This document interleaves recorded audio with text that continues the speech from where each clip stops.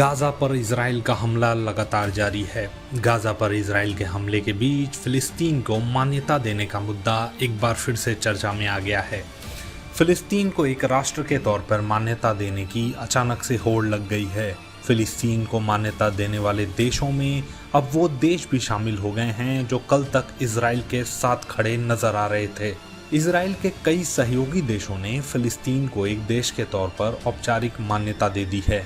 इसे वेस्ट की विदेश नीति में ऐतिहासिक बदलाव के रूप में देखा जा रहा है।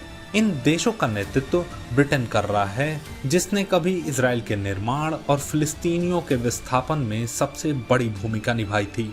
इसके बाद कनाडा, ऑस्ट्रेलिया, पुर्तगाल ने फिलिस्तीनी राज्य को मान्यता देने का ऐलान किया और इसके बाद फ्रांस, बेल्जियम, लग्जमबर्ग, माल्टा, न्यूजीलैंड और लिंक्टेनस्टीन ने विशेष संयुक्त राष्ट्र सम्मेलन में फिलिस्तीन को मान्यता देने का ऐलान किया।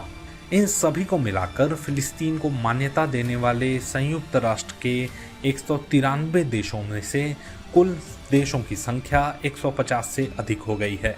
हालांकि जर्मनी और इटली जैसे कुछ प्रमुख पश्चिमी देशों ने कहा है कि वे फिलिस्तीन को मान्यता देने की योजना नहीं बना रहे हैं।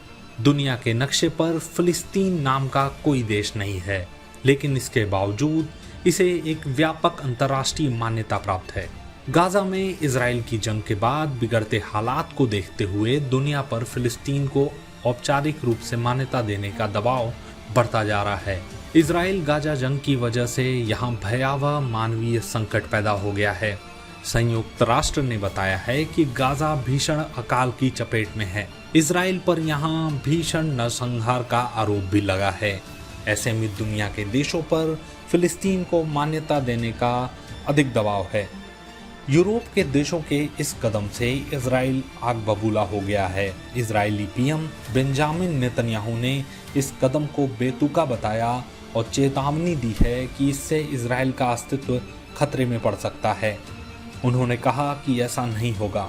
जॉर्डन नदी के पश्चिम में कोई फिलिस्तीनी देश स्थापित नहीं होगा। फिलिस्तीन को मान्यता देने को लेकर मचे इस बवाल के बीच ये जानना भी जरूरी है कि आखिर भारत का फिलिस्तीन को लेकर क्या रुख रहा है। भारत की बात करें तो भारत ने ऐतिहासिक रूप से फिलिस्तीन का समर्थन किया है। इतिहास की बात करें तो